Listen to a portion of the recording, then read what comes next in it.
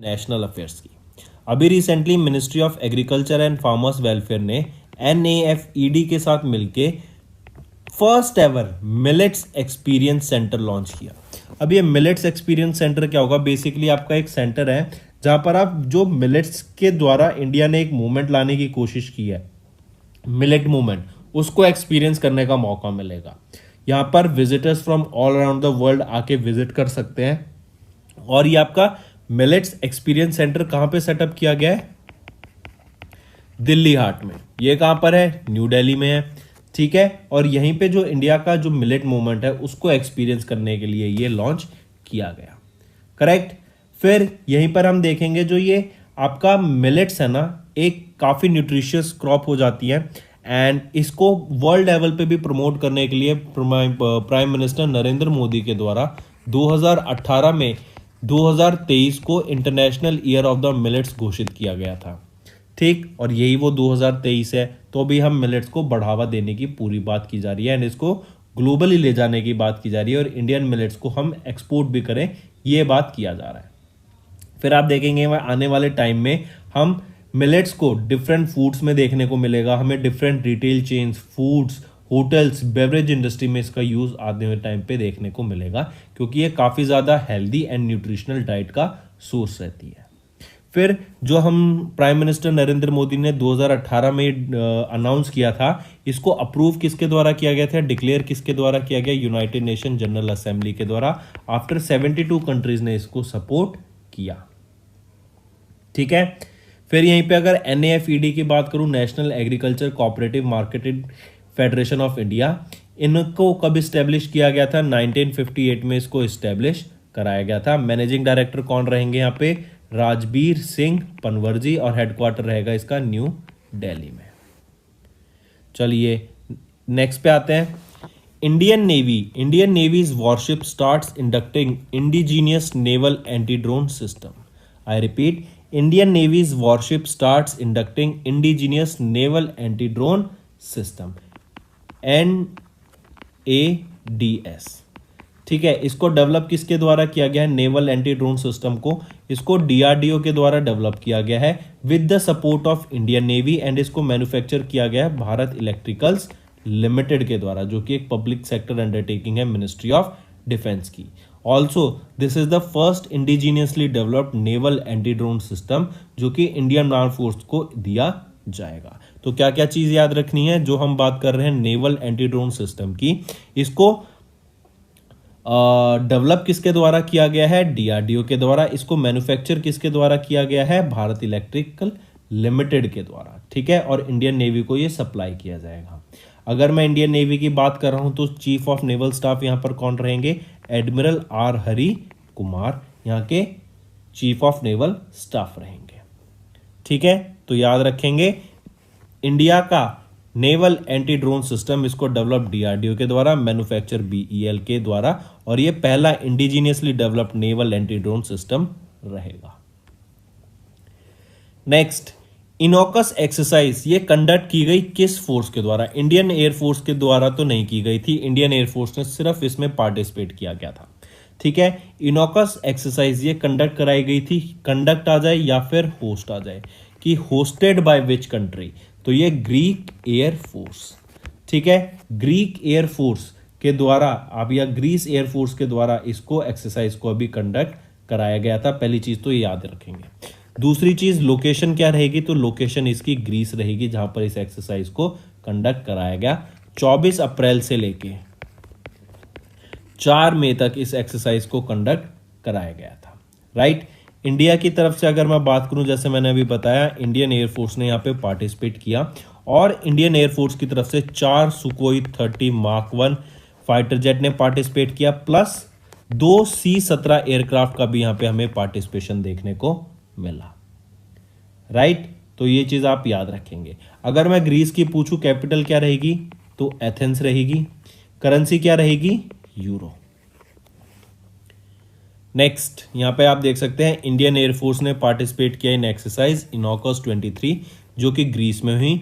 Greece air force के द्वारा इसको कंडक्ट कराया गया था। Next, which organization released a report stating that 9 out of 10 adolescent girls and young women in the low income countries have no access to internet। अब देखो, हम जानते हैं आज के टाइम पे जो हम इतना डिजिटल रेवोल्यूशन देख रहे हैं, हम देख रहे हैं कि एआई का एरा स्टार्ट हो गया, आर्टिफिशियल इंटेलिजेंस का डिजिटल रेवोल्यूशन आ रहा है। तो इनकी मदद से हमने देखा है कि जो वर्ल्ड में ना बहुत सारे चेंजेस आए हैं, राइट। वर्ल्ड में जॉब अपॉर्चुनिटीज बढ़ी हैं। आप एक एग्जांपल देके देख सकते हैं यूट्यूब का, करेक्ट। यूट्यूब पे अब मैं आपको ऑनलाइन पढ़ा रहा हूं, ठीक है। I can be anywhere in the world, मेरे को बस कंटेंट रिकॉर्ड करना होता है, आपको कंटेंट समझ के वो मेरे को आपको आगे समझाना होता है, right. This is my job. ये मैं जरूरी नहीं है कि मैं आपको पर्टिकुलर किसी स्टेट में जाके ही पढ़ाऊं कि सिर्फ मैं बच्चे को वहां पे कैटर कर सकता हूं, क्योंकि ऐसा पहले होता था कि आप जहां पर हैं वहीं पे 30-40 बच्चे ज्यादा से ज्यादा आपके आ जाते थे एंड आप उनको पढ़ा देते थे। लेकिन यूट्यूब की मदद से अब मैं कहीं पे भी, पूरी दुनिया में मैं कहीं पे भी बैठ के वीडियो रिकॉर्ड कर सकता हूं एंड आपके लिए लेक्चर मैं डिलीवर कर सकता हूं ऑन टाइम। इससे क्या होगा, आप अपना सिचुएशन में देखिए। आप क्या होता, पहले अगर आपको कहीं कुछ चीजें समझनी है, पढ़नी है, तो आपको बाहर जाना पड़ता था। आपको मे बी 10 किलोमीटर 20 किलोमीटर में भी आपको हॉस्टल में रहना पड़ता था बाहर, to get information, to get knowledge. लेकिन अब क्या है, आप घर पे बैठे बैठे, मैं जानता हूं ना बच्चों को, काफी बच्चों के साथ मैं कांटेक्ट में हूं। वो बच्चे अपना सुबह उठते हैं, सुबह उठे फ्रेश हुए वापस बेड पे आके बैठ जाते हैं और पूरा दिन अपना लेक्चर देखते रहते हैं। तो उनको कहीं जाने की जरूरत ही नहीं पड़ती। वो जो टाइम ट्रेवल था वो भी बच गया। तो इससे क्या हुआ, एक बहुत ज्यादा सुविधाएं आ गई है। सिर्फ यूट्यूब से आप देखेंगे कितना ज्यादा चेंज आ गया है आपकी एजुकेशन इंडस्ट्री में। ये तो था सिर्फ एक यूट्यूब का एग्जांपल। इंटरनेट की मदद से अब आप देखते हैं व्हाट्सएप जैसे फीचर, आप ऑनलाइन कॉल कर सकते हैं इजीली, जिसमें आपको पैसा नहीं देना। वीडियो कॉलिंग का फीचर आ गया है, आप मूवी स्ट्रीम्स कर सकते हैं ऑनलाइन। आप कितने सारे बिजनेसेस को ऑनलाइन रन कर सकते हैं। फेसबुक, इंस्टाग्राम, ये सोशल मीडिया प्लेटफॉर्म्स कितने बड़े रेवेन्यू जनरेटर हैं। तो ये सारी देन किस चीज़ की है, ये इंटरनेट की वजह से ही हुआ है, राइट।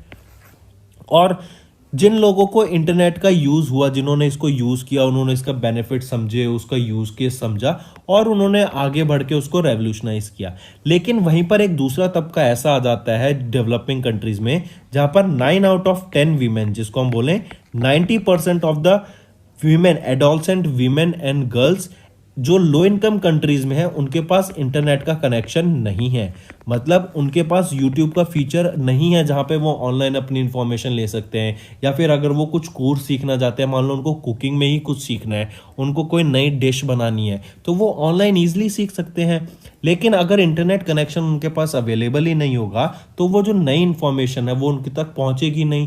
ठीक, उनकी जो एक अवेयरनेस है, जो वर्ल्ड्स के लिए एक पर्सपेक्टिव होता है, वो चेंज नहीं होगा। बिकॉज इंटरनेट के आने से आप घर पे बैठे बैठे, इवन अगर आप समझे आप कहीं पे सिक्किम में बैठे हैं, तो आप पूरे वर्ल्ड की, आप लंदन तक की न्यूज इजीली कवर सकते हैं घर पे बैठे बैठे।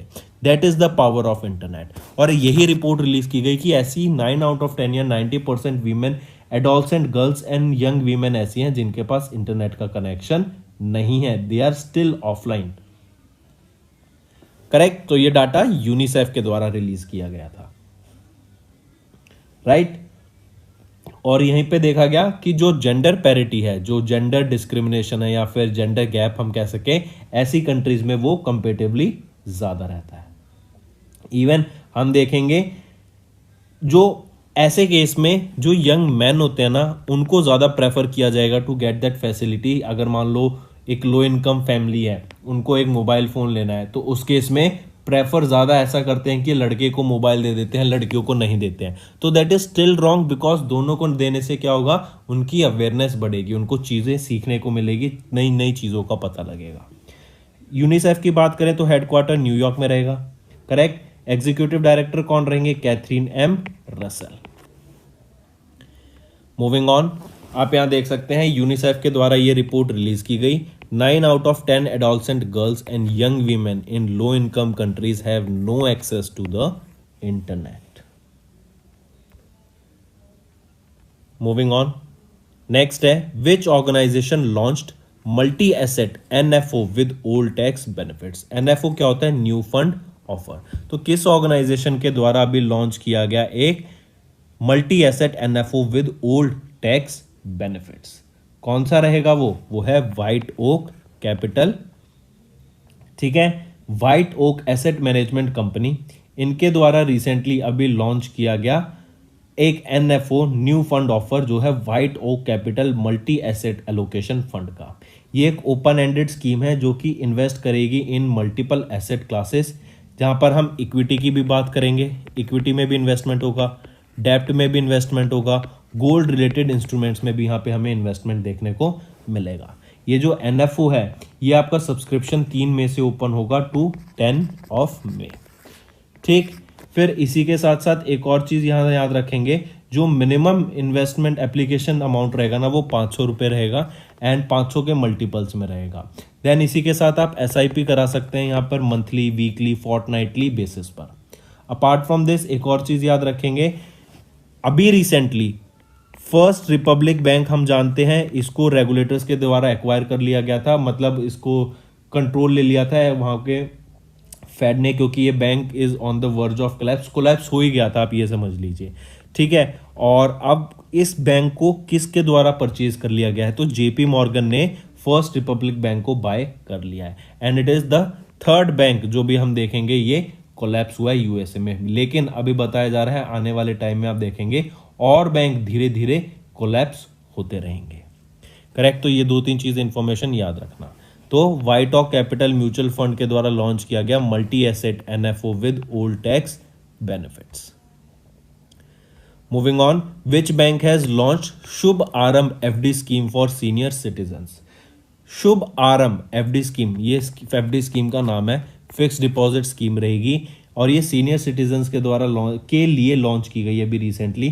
किसके द्वारा? बैंक ऑफ इंडिया ने ये लॉन्च किया है। एक टर्म डिपॉजिट स्कीम रहेगा सीनियर सिटीजन्स के लिए। सीनियर सिटीजन्स के लिए 0.5% यहाँ पे एक्स्ट्रा मिलेगा एंड अगर आप सुपर सीनियर सिटीजन है तो 0.65% आपको एक्स्ट्रा मिलेगा। 1 अप्रैल से ये स्पेशल एफडी स्कीम कमेंस हो जाएगी एंड यहाँ पर बैंक 7.15% का इंटरेस्ट रेट प्रोवाइड करा रहा है on 501 day term for the general public. Next यहीं पे देख सकते हैं बैंक ऑफ इंडिया, इन्होंने लॉन्च किया Shubh Aarambh FD scheme for senior citizens. Next important है, मार्क करके चलेंगे, who has been appointed as the LIC chairperson and a first CEO, तो वो रहेंगे सिद्धार्थ मोहाटी जी। ठीक है, ACC appointments committee of the cabinet ने अप्रूव किया है proposal of the department of financial service कि हम सिद्धार्थ मोहाटी को अपॉइंट करेंगे as the managing director and interim chairperson of LIC till 29 of June 2024 तक। ठीक है, interim chairperson and managing director appoint किया गया है इनको 29 जून 2024 तक। फिर इसके बाद इनको फर्स्ट चीफ एग्जीक्यूटिव नेम कर दिया जाएगा टिल 7 ऑफ जून 2025 तक, या फिर जब तक इनकी रिटायरमेंट नहीं आ जाती है। राइट, तो सिद्धार्थ मोहाटी अभी अपॉइंट किए गए एलआईसी के चेयरपर्सन एंड फर्स्ट सीईओ। आप इनको यहां पिक्चर में देख सकते हैं। नेक्स्ट पे आ जाते हैं, आईओए। अभी इससे पहले अगर हम देखें वर्ल्ड रेसलिंग फेडरेशन की, तो हम जानते हैं जो रेसलर्स हैं अभी हमारा प्रोटेस्ट कर रहे हैं अगेंस्ट द अनडूइंग्स, जो भी बैड डूइंग्स हुई थी उसके खिलाफ अभी। राइट, तो उसके खिलाफ भी हम देखेंगे धीरे धीरे जो वो प्रोटेस्ट है वो धीरे धीरे बढ़ता जा रहा है। पहले प्रोटेस्ट हुआ था लेकिन कोई उस पर कार्रवाई नहीं हुई, तो अब ये वापस प्रोटेस्ट पे बैठ गए हैं क्योंकि इनको कोई ठोस रिजल्ट चाहिए। सुप्रीम कोर्ट के द्वारा ऑर्डर भी दे दिया गया था एंड दिल्ली पुलिस ने 2 एफआईआर भी कर दी थी, लेकिन स्टिल उसके बाद भी कोई रिजल्ट नहीं है अभी तक। But let's see what goes on. तो अभी हम रेसलिंग की बात कर रहे हैं। अभी इंडियन ओलंपिक एसोसिएशन के द्वारा एक 2 मेंबर की एडॉक कमेटी सेटअप की गई है, जो है भूपेंद्र सिंह बाजवा एंड सुमा शिरूर की।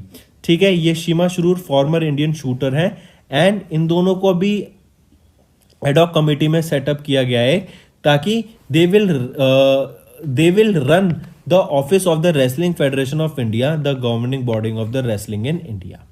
करेक्ट, तो ये याद रखेंगे, दोनों नाम दोनों इंपॉर्टेंट है।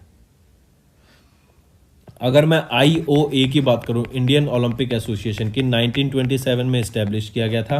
पीटी उषा यहां पे प्रेसिडेंट रहेंगे एंड न्यू दिल्ली में इसको हेडक्वार्टर रहेगा। चलिए नेक्स्ट पे आते हैं, Shantanu Roy next chairman and managing director रहेंगे BEML लिमिटेड के। I repeat, Shantanu Roy he has been chosen to become the new chairman and managing director of BEML limited, जिसको भारत अर्थ मूवर्स लिमिटेड कहा जाता है। ये एक मिनी रत्ना है PSU under the ministry of defence. Public enterprise selection board on 18th of April recommended Shantanu Roy for the position and जो current chairman and managing director हैं BEML limited के वो हैं अमित बैनर्जी। ठीक है, BEML लिमिटेड की बात करूं तो बेंगलोर कर्नाटका में इसका हेडक्वार्टर रहेगा एंड 1964 में इसको एस्टेब्लिश करा गया था। नेक्स्ट आ जाते हैं साइंस एंड टेक्नोलॉजी के ऊपर। हम जानते हैं आर्टिफिशियल इंटेलिजेंस का एरा स्टार्ट हो गया है, तो यहाँ पर हम देखेंगे रोबोट्स भी आने वाले टाइम में बहुत ज़्यादा एक्टिव हो जाएंगे एंड जो रोबोट्स की जो मार्केट है, जो सेक्टर है, वो भी काफ़ी ज़्यादा डेवलप होने वाला है। सिमिलरली अगर हम देखें तो अभी रिसेंटली एक वर्ल्ड का पहला robotic check in assistant launch किया गया जिसका नाम रहेगा सारा। वर्ल्ड का पहला रोबोटिक चेक इन असिस्टेंट, ये एयरलाइन के यहाँ पे जो चेक इन होते हैं उसमें काम आने के लिए रोबोट को अभी अपॉइंट किया गया जिसका नाम रहेगा सारा। कहाँ पर है ये? दुबई UAE में। तो एयरक्राफ्ट के लिए, मतलब एयरलाइन एमिरेट्स के लिए वर्ल्ड का पहला रोबोटिक चेक इन असिस्टेंट वो है सारा। किस एयरलाइन के द्वारा लॉन्च किया गया? एमिरेट्स के द्वारा इसको लॉन्च किया गया था। कहां पर लॉन्च किया गया? दुबई UAE में इसको लॉन्च किया गया था। यहां पर आपकी जैसे वेरियस फैसिलिटी जैसे बुकिंग, चेक इन, ठीक है, आपका लगेज ड्रॉप ऑफ, शॉपिंग के लिए, ये सारा काफी ज्यादा हेल्प करने वाला है। नेक्स्ट आ जाते हैं स्पोर्ट्स पर। तो अभी रिसेंटली एक गोल्डन ग्लोब रेस होती है। ये गोल्डन ग्लोब रेस बेसिकली क्या होती है कि आपको पूरे अर्थ का एक चक्कर यहाँ पे लगाना होता है। इसमें 40,000 किलोमीटर्स का आपका मिनिमम डिस्टेंस तो आपको कवर करना ही होता है यहाँ पर। और जो आपके मेरिडियन होता है, हर मेरिडियन को आपको एटलीस्ट एक बार और इक्वेटर को 2 बार क्रॉस करना होता है। एंड जिस पोर्ट से आपकी ये रेस स्टार्ट होती है उसी पोर्ट पे ये खत्म करनी होती है। तो ये है आपका गोल्डन ग्लोब रेस। अभी ये इंपॉर्टेंट क्यों है? क्योंकि फर्स्ट इंडियन एंड एशियन वो कौन बने जिन्होंने गोल्डन ग्लोब रेस को कंप्लीट किया? तो वो है Indian farmer seller Abhilash Tomy. Commander Abhilash Tomy, ये 44 ईयर्स के हैं, ये रिटायर्ड नेवल ऑफिसर हैं और ये वो पहले इंडियन एंड एशियन बने जिन्होंने गोल्डन ग्लोब रेस को खत्म किया, जो कि एक solo around the world sailing race है। 4 सितंबर 2022 से लेके ही केम सेकेंड, मतलब इसको ये स्टार्ट हुई थी and he came second after 236 days and 14 hours and 46 minutes to complete this feat। Next आ जाते हैं बुक्स एंड ऑथर्स पर। फाइनेंस मिनिस्टर निर्मला सीतारमन, इनके द्वारा एक बुक लॉन्च की गई जिसका नाम है रिफ्लेक्शंस। नारायण वाग्वल, इनके द्वारा इस बुक को ऑथर किया गया था। ये फॉर्मर चेयरमैन है ऑफ ICC बैंक लिमिटेड के और Jio convention centre Bandra Kurla complex Mumbai Maharashtra में इस बुक को अभी रिलीज किया गया। करेक्ट। नारायण जी की बात करें तो इनको पद्म भूषण से भी सम्मानित किया जा चुका है in the trade and industry category in 2010। Next आ जाता है when do we observe world minimisation, नहीं, immunisation week. World immunisation week की अगर हम बात करें, कब ऑब्जर्व किया जाता है वर्ल्ड इम्यूनाइजेशन वीक? तो ये आपका 24 से लेके 30 अप्रैल के बीच में ऑब्जर्व किया गया 2023 में। इंटरेस्टिंग चीज क्या है कि जो ये लास्ट फुल वीक होता है ना अप्रैल महीने का, तब ऑब्जर्व किया जाता है। ठीक है, तो फुल वीक आया था 24 से 30 अप्रैल के बीच में। WHO के द्वारा इसको ऑब्जर्व किया जाता है और इसकी एक थीम भी याद रखेंगे, वो है द बिग कैचअप। ठीक है, और इसी के साथ ये डे ऑब्जर्व क्यों ऑब्जर्व किया जाता है? ताकि वैक्सीन से जो हर एज के लोग हैं और किसी भी डिजीज है उसके खिलाफ हमें प्रोटेक्शन मिल सके, इसीलिए ये डे ऑब्जर्व किया जाता है। और पहली बार ये 2012 में ऑब्जर्व किया गया था। चलिए नेक्स्ट पे आते हैं। फिर आ जाता है वर्ल्ड वेटरनरी डे। कब ऑब्जर्व करते हैं? वेट कौन होता है? जो आपके एनिमल्स का ध्यान रखते हैं, एनिमल्स के डॉक्टर को वेट कहते हैं। तो वर्ल्ड वेटरनरी डे कब ऑब्जर्व किया गया? 29 अप्रैल को। एंड ये क्या होता है? लास्ट सैटरडे जो होता है ऑफ अप्रैल मंथ, तब हम ऑब्जर्व करते हैं आपका वर्ल्ड वेटरनरी डे। ठीक है, और कब था? 29 अप्रैल को था। इसकी थीम क्या थी? Promoting diversity, equity and inclusiveness in the veterinary profession. चलिए नेक्स्ट पे आते हैं स्टेट न्यूज़ के ऊपर। अभी जस्टिस एसवी भाटी को अपॉइंट किया गया है acting chief justice of the Kerala. I repeat, acting chief justice कौन बने हैं केरला के? वो है जस्टिस एसवी भाटी। 24 अप्रैल से इनका टर्म स्टार्ट हो जाएगा और ये सक्सीड करेंगे जस्टिस एस मनी कुमार को, जो 22 अप्रैल को रिटायर हो गए हैं। तो दोस्तों ये था हमारा इंपॉर्टेंट सेशन। अब आ जाते हैं आपके रिवीजन पार्ट पर आज के करंट अफेयर्स का। Ministry of agriculture and farmer welfare and NAFD इन्होंने लॉन्च किया first ever millet experience centre को। Indian Navy's warship starts inducting indigenous naval anti drone system. Indian air force ने पार्टिसिपेट किया in exercise Iniochos 2023 Greece में। UNICEF report अभी आई जिसमें बताया कि 9 out of 10 या 90% adolescent girls and young women in the low income countries they have no access to internet. White Oak Capital mutual fund इनके द्वारा लॉन्च किया गया multi asset NFO with old tax benefits. Bank of India ने launch किया Shubh Aarambh FD scheme for senior citizens. ACC ने name किया सिद्धार्थ मोहाटी को as the LIC chairperson and the first CEO। IOA Indian Olympic Association ने setup किया 2 member की ad hoc committee to manage the wrestling federation of India. फिर शांतनु रॉय ये next chairman and managing director बनेंगे of BEML limited. Emirates airlines has unveiled the world's first robotic check in assistant जिसका नाम रहेगा सारा, और एमरेट्स के द्वारा दुबई UAE में इसको इनॉग्रेट किया गया। गोल्डन ग्लोब रेस 2022 की बात करें तो इंडियन सेलर अभिलाष टॉमी ये पहले इंडियन एंड एशियन बने जिन्होंने कंप्लीट की golden globe race, 2nd position आई थी इनकी। फाइनेंस मिनिस्टर निर्मला सीतारमन ने लॉन्च की एक बुक टाइटल रिफ्लेक्शंस जो कि ऑथर की गई है नारायण वगुल जी के द्वारा। वर्ल्ड इम्यूनाइजेशन वीक की बात करें तो 24 से 30 अप्रैल के बीच में ऑब्जर्व किया जाता है। World Veterinary Day 29 April and justice S V Bhati को अपॉइंट किया गया acting chief justice of Kerala. Next अब आ जाते हैं रिवीजन पार्ट पर। पुष्करालू फेस्टिवल ये अभी return to the Ganga after 12 years हर 12 साल में होता है। वाराणसी यूपी में इसको ऑब्जर्व किया जाएगा। 22 अप्रैल को स्टार्ट हुआ और 3 मई तक ये आपका रहेगा और यहाँ पे 12 रिवर्स को आपका वर्शिप किया जाता है। नेक्स्ट ACC ने अपॉइंट किया देबादत्त चांद को as the new managing director and chief executive officer of Bank of Baroda and Rajneesh Karnatak को बनाया as the managing director and chief executive officer of Bank of India, और दोनों को 3 साल की यहाँ पे अपॉइंटमेंट मिली है। नेक्स्ट अभी ADB के द्वारा एशियन डेवलपमेंट बैंक के द्वारा एक डाटा रिलीज किया गया जिसमें बताया कि इनके द्वारा वो कौन सी कंट्री है जिन्होंने सबसे ज्यादा लोन लिया है, तो वो आ जाती है पाकिस्तान। एशिया की वो कौन सी कंट्री है जिन्होंने एशियन डेवलपमेंट बैंक से सबसे ज्यादा लोन लिया है, वो है पाकिस्तान। $5.58 बिलियन का यहाँ पे लोन लिया गया इन 2022 अलोन। नेक्स्ट आ जाता है फिर अभी रिसेंटली अजय वॉरियर, ये इंडिया और यूके के बीच में एक एक्सरसाइज होती है। 7वां एडिशन था। अगर पूछा जाए 7वां एडिशन कहाँ हुआ तो यूके में। 6ठा एडिशन कहाँ पर हुआ था, ये उत्तराखंड इंडिया में हुआ था। ठीक है। नेक्स्ट इंटरनेशनल डांस डे कब ऑब्जर्व किया जाता है? 29 अप्रैल को हम ऑब्जर्व करते हैं।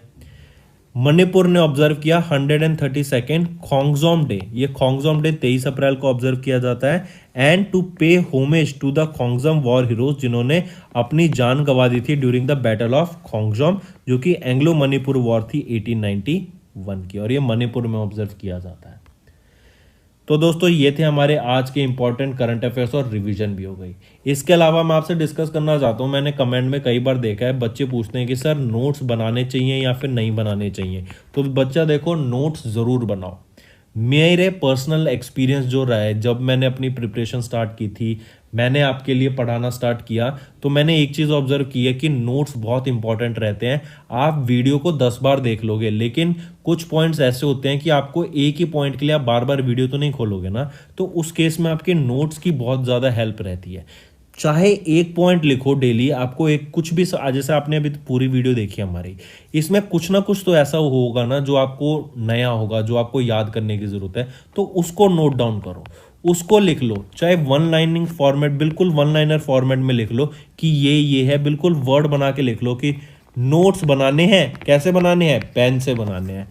कैसे नोट्स बनाने हैं, कैसे बनाने हैं भाई, डेली बनाने हैं। ऐसे लिख लो बिल्कुल, जिससे आपको कनेक्ट कर सको कि आपको लगे अच्छा ये है, ये है। इससे क्या होगा कि जब आप बाद में रिवाइज करेंगे ना करंट अफेयर्स को, तो ईजी हो जाता है, क्योंकि हमें पता है कि डेली बेसिस पे अगर मैं आपको 15 से 20 करंट अफेयर्स नए पढ़ा रहा हूँ, और उस 15 से 20 में से भी मैं आपको 3-4 हर करंट अफेयर में 3-4 अलग से इंफॉर्मेशन देता हूँ, तो बहुत ज़्यादा कंटेंट हो जाता है डेली बेसिस पे अगर आप देखेंगे। तो ये बहुत इंपॉर्टेंट है कि खुद के नोट्स बनाएं और उसको बार बार रिवाइज करें।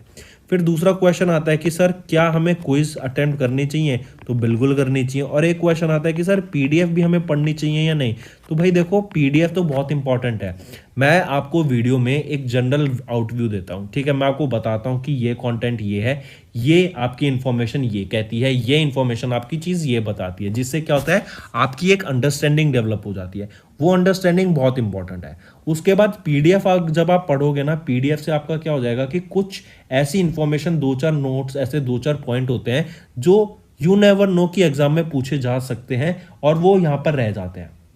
आप समझ रहे हैं? तो इसलिए थोड़ा फैक्ट चेक के लिए, थोड़ा फैक्ट्स लेने के लिए आपको पीडीएफ पढ़ना पड़ेगा, और क्विज अटेम्प्ट करना पड़ेगा। जब आप पीडीएफ भी कर पढ़ लेते हैं, जब आप नोट्स भी बना लेते हैं, आपने वीडियो भी देख ली, तो क्विज अटेम्प्ट करो आपकी प्रिपरेशन चेक करने के लिए कि आप कितनी अच्छे से मेहनत कर रहे हैं, क्या आप जो मेहनत कर रहे हैं क्या वो सक्सेसफुल हो रही है या नहीं हो रही, कहाँ कमी देखने को मिल रही है, किस सेगमेंट में कमी देखने को मिल रही है, तो वो आपकी क्विज से एलिमिनेट हो जाएगी।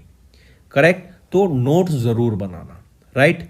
तो अब आ जाते हैं आपके होमवर्क सेक्शन पे। पहला, किस इंस्टीट्यूट ने प्रिपेयर किया national health account estimate for India? Second, Nagorno Karabakh ये अभी in is a region which is disputed between which 2 countries? और थर्ड आ जाता है बिग कैचअप, ये एक इनिशिएटिव है जो कि लॉन्च किया गया किस ऑर्गेनाइजेशन के द्वारा? तो ये 3 आपके होमवर्क क्वेश्चंस रहेंगे फ्रेंड्स। आई होप आपको सेशन पसंद आया होगा। सेशन पसंद आया तो वीडियो को लाइक कर दे और कमेंट करके जरूर बताएं आपके क्या व्यूज रहेंगे। अगर